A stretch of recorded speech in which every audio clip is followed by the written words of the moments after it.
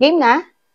For those who are asking, here's my application timeline with Chika in between. Just me and my random thoughts. Angie thoughts. It was December 2022 since dumadaan sa FYP sa TikTok ko, si Teach Chalamansi. Naging interested ako sa mga posts niya kasi nga, nalaman ko science major pala siya. And being a science teacher, Angie thoughts na hindi ako pwede sa ibang bansa as a language teacher. So, finalo ko na siya. Then, nakikita ko, lagi silang nagla-live ni Teach Dalin and si Teach Efren. So, nag-subscribe ako sa kanila, finalo ko sila. And then, one time nagla-live sila. Napag-usapan nila doon yung expenses, magkano nagastos nila. Pag-process ng documents, papunta ng Taiwan. May nagsabi 80,000, may nagsabi ng 120,000, and yung pinakamalaki, hindi ko makakalimutan, si Teach Rodalyn, 180,000. Kasi nga, from province, nakalimutan ko anong probinsya. From province, papunta sa Maynila, back and forth, kasi nga nag-aayos pa ng mga documents.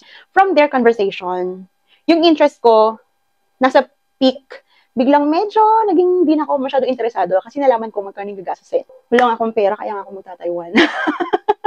Parang ayoko na pala mag-apply. And then, January 2023, medyo nabisi ako.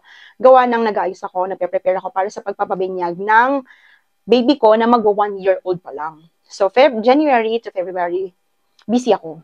Pero lagi pa rin silang dumadaan sa FYP ko since na-follow ko nga sila sa TikTok. So, by the end of February, kinausap ko yung husband ko. Sabi ko, gusto ko mag-apply sa Taiwan. Kasi malaki sa tinanong niya ako, hindi pala ako tinanong. Basta sabi ko lang sa kanya, supportahan mo ko ha. So, March 27, 2023, nag-request ako ng certification, authentication, and verification ng diploma and TOR ko from my state university. And then, na-release siya ng April 20, 2023. So, ganun siya katagal. Kasi naabutan na ng mahal na araw. Another thing, bakit natagalan yung documents ko? Kasi, nag-graduate ako sa satellite campus. So, yung documents ko from satellite campus, pinaward pa nila doon sa main, tsaka pa binalik doon sa satellite campus, tsaka ko pa lang siya nakuha. And ito mind you guys, kapag magre-request kayo ng CAV of your TOR and diploma, dapat nakalagay siya sa envelope. Buti na lang, kasama ako sa isang group chat, mga fellow FET applicants before. Kasi, doon ko nalaman na dapat pala nakalagay siya sa white envelope, sealed siya, kasi hindi siya tatanggapin ng DFA if not. Na-receive ko siya parang ganito lang.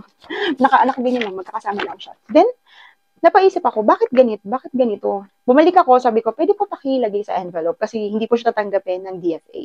Nilagay na nila sa envelope. Habang hinihintay ko yung releasing ng documents ko from the university, nagpa-appointment ako online sa PRC para sa CTC or Certified True Copy ng teaching license ko. So, that was April 11, 2023. So, kailangan kasi parang dapat productive ka dahil ang TFETP, nabasa ko sa website nila, the earlier na makapagpasa ka ng application mo, the higher the chance na matatanggap ka or makakakuha ka ng school na mag-hire sa'yo. Kumuha na rin ako ng NBI clearance kasi kasama yun dun sa 3 documents na kailangan mong isubmit kapag nag-apply ka as foreign English teacher dito sa Taiwan. CTC of your teaching license, CAV, diploma, and TOR, at yung NBI clearance. So, dahil kompleto na yung papers ko, April 24, 2023, napasama ko sa kapatid ko papunta sa DFA kasi pili lang pala yung mga DFA offices na pwedeng mag-apostle ng mga documents. So, parang ang pinakamalapit sa amin ay yung Alimol sa Cubao. So, nag-walk-in ako doon. That was April 24. After 3 days, na-release na yung 2 documents. Naiwan yung NBI. Bakit nga ba? Bakit nga ba nahuli yung NBI? Ay, kasi yung portal ng NBI down that time, kaya nung kukunin ko na yung apostle documents ko, hindi pa nasabay yung NBI. So, binalikan ko pa siya. So, May 5, pinabalik ako ng DFA para kunin ko yung apostle NBI clearance ko. That day as well, pinadala ko na yung apostle documents ko sa DAAP. Agent sila na naglalakad ng TECO, Apostle, and so, kasi nga bilang isang probinsyana, hindi ko alam paano pumunta doon sa embassy ng Taiwan. Parang mas okay, hindi hassle. Higit sa lahat, hindi ako mawawala sa Maynila kasi hindi ko lang pasikot-sikot sa Manila. Another agent na ma-recommend ko sa inyo ay Max Borlingade. So, pwede nyo siyang i-message sa Facebook or sa TikTok. Meron siyang mga relatives na naglalakad ng documents. Legit naman sila kasi nakapagpalakad na rin ako sa kanila ng documents. So, yun na nga, May 5, 2023, sa BC Alimol, pinadala ko na yung documents ko, apostle documents ko, papunta sa agent. Dahil na-send ko na yung documents ko, ano nang gagawin ko? Wala na akong gagawin. Naghihintay. Buti na lang, na-picturean ko yung DFA apostle documents ko. While waiting for my TECO authenticated documents, ginagamit ko yung DFA Apostle documents ko para mag-send ng applications dun sa mga hiring schools or hiring agencies. Actually, DFA Apostle documents lang yung pinasa ko sa TFETP. Siguro kaya hindi ako agad nabigyan ng interview schedule. Naalala ko pala, dun sa GC namin na mga FET applicants that time, medyo napipressure na ako. Alam mo yung nagsisend na sila ng mga questions na natanong sa kanila during their interview. Yung iba nagsisend na ng screenshot ng email ni TFETP, ng interview schedule nila. Samantalang ako naghihintay ako ng TECO authenticated documents ko. Pressure ati! I don't know, bakit ako nag-type doon na congratulations sa mga may interview schedules na. Congrats in advance sa mga na-interview na. I know Lord have prepared a special spot for me in Taiwan. Hindi ko makakalimutan yun. Kasi out of nowhere, bigla ko na lang yun sinabi sa isang group chat namin. So dahil sinabi ko na yun, ina-attract ko na din, sinabayan ko na din ang gawa. While waiting for my TECO authenticated documents, nag-apply ako sa mga direct hire, sa mga pages, sa websites. Ito yung mga websites na pwede kayong makakita ng mga direct hiring posts. And may Facebook group din akong laging chine-check if may bagong post doon. Actually, yung school ko ngayon, sa Facebook group sila nag-post. So, from May to June, biruin nyo, 3 to 5 or more times a day pa ako nag-open itong mga website na pinakita ko sa inyo. 3 times a day, pinakamababa na yon. Sa umaga, sa tanghali, at saka sa gabi bago ko matulog. Actually, kabisado ko na kung may bagong posting. Kasi nga, maya-maya ko siya chine-check. Maya tinitignan ko kung may bago na bang post. May bago na bang school na nag-post ng kanilang hiring position. Kaya nga, di ba, estimatedly, around 200 plus applications yung na-send ko through email. Ito naman yung maganda kasi email lang naman. So, hindi mo kailangan mamasahe or pumunta doon sa mismong company or school para mag-apply ka. Hindi mo na kailangan gastusan. Ang kailangan mo lang talagang gastusan ay yung mga documents mo, yung papers na kailangan mong isubmit. If you will be telling me, parang nakakapagod naman, mag-send ng mag-send. Yes, nakakapagod siya. Yes, nakaka-down. Yes, nakaka-frustrate. Lalo na if mag-expect ka na may magre-reply sa'yo. Actually, out of 200 plus applications na na-send ko, parang 10% lang dun yung nag-reply. Karamihan rejections pa. Pero since determinado akong hanapin yung special spot ni Lord para sa akin, tuloy-tuloy lang. If mapagod, magpahinga. If ma-down, maghanap ng motivation. Para saan pa pinalaki ako ng sex bomb? Kung babawi lang ako. Laban lang! And alam nyo ba, interview pa lang, malaking opportunity or malaking blessing na. Kasi yung teaching positions dito sa Taiwan ay hindi lang siya for Filipino teachers. Kasi may nagtanong sa akin, bakit ang dami nilang hinahanap na Filipino teachers? Sabi ko, hindi siya pang Filipino lang. This is an international opportunity, lalong-lalo na sa mga native speakers. So, if mapansin yung application mo, ma-invite ka for an interview, it's a very big blessing. Kasi napansin yung application mo. Napansin ka as one of the competitive teachers. So, ito na nga, dahil kakasend ko ng mga applications, May 23, that was my first interview, sa isang public elementary school dito sa Taiwan. So, nabanggit ko na tong school na to, hindi ko na lang siya papangalanan kasi sakit pa rin. Sorry.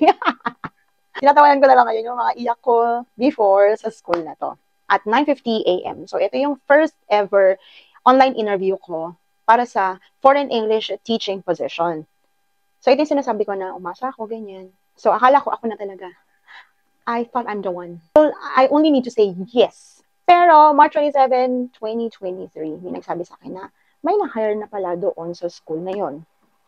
So, ayun yung pinakauna kong heartbreak sa pag-apply dito sa Taiwan. Niya ako ng bonggang-bongga. Pero buti na lang nandyan yung mga TikToker teachers. Lalo na si Teacher Rodeline, lagi siya nagla-live. Tapos parang, alam mo parang ate ko siya na nagsusumbong ako sa kanya, teacher, ito yun, blablabla. Isa siya sa mga nag-motivate sa akin na, sige, apply ka lang ulit, madami pang school yan. Maaga pa para sumuko. Again, that was just May of that year, and hindi pa nga natatapos yung second semester ng school year, diba? So, tama siya. Go lang, apply lang ulit ng apply. So, syempre, motivated na naman ako. Apply na naman, apply. Send ulit application, visit ulit ng mga websites. Sa umaga, sa tanghali, sa gabi, visit ng Facebook groups, send ng applications. Hanggang sa, isa pala sa application ko ay nakarating ng Vietnam. I don't know. Hindi ko na rin alam. Basta pag may nakita ko yung keyword na hiring, ESL, foreign English teacher, pak, send. Hanggang sa nakarating ng Vietnam yung isa kong application. So, sabi ko, baka yung special spot sa akin ni Lord ay hindi sa Taiwan. Baka nasa Vietnam. So, sige, go! Nag-send ako ng lesson plan. Hindi na ako pinag-demo. Nagpa-send na lang sila ng lesson plan. So, after sending lesson plan, they invited me for an interview. Then, congratulations! Hired. alam mo yung saya ko, parang hindi siya yung todong masaya. Kasi gusto ko Taiwan. Bakit Vietnam? Bakit? Bakit hindi Taiwan? So, sa akin, sige, go na. Basta may opportunity, if pang Vietnam pala ako, sige, go, lilipad ako papuntang Vietnam. So, inintay ko lang yung aking contract. Signing of contract. Since medyo na-busy sa school, kasi nga, end of school year yata nila, that time, tinanggap ko na lang. Pero, hindi ako masaya. Ako, nag-apply pa rin ako sa mga hiring positions sa Taiwan. Until makareceive ako ng interview invitation dito sa school kung saan ako na-hired. So, that was June 27, 2023, 10 a.m. yung schedule ng interview ko.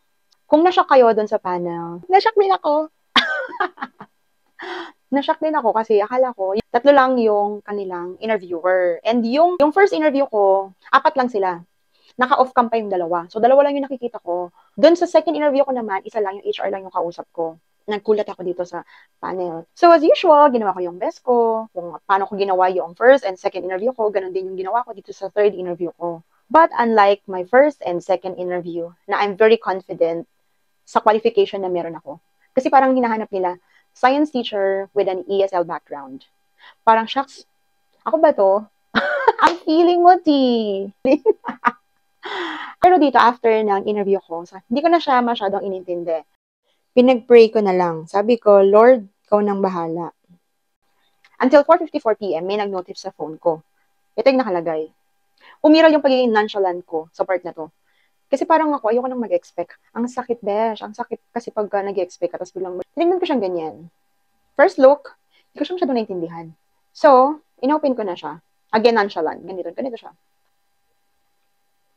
Biglang lumaki mata ko kasi nakita ko yung admission. Admission. Ano yung sabihin ng admission? My God, parang admission sa college. Parang ganun. Parang enrolled. You're officially enrolled. Parang ganun.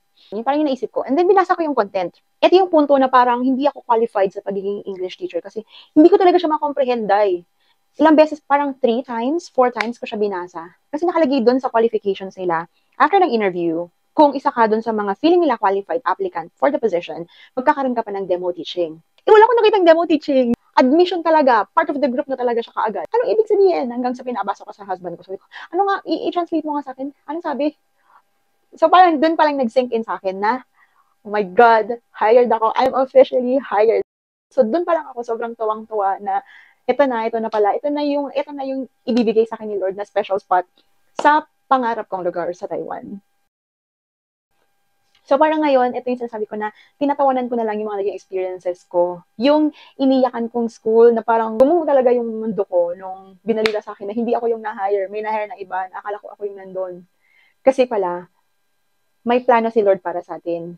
At yung plano na yon doble or triple pa dun sa inaasahan mo. Feeling ko kahit saan naman, kahit sa anong bagay naman, normal lang ma-frustrate, normal lang ma-down, normal lang mapagod. Pero one thing's for sure, makukuha mo din yan. Huwag ka lang titigil.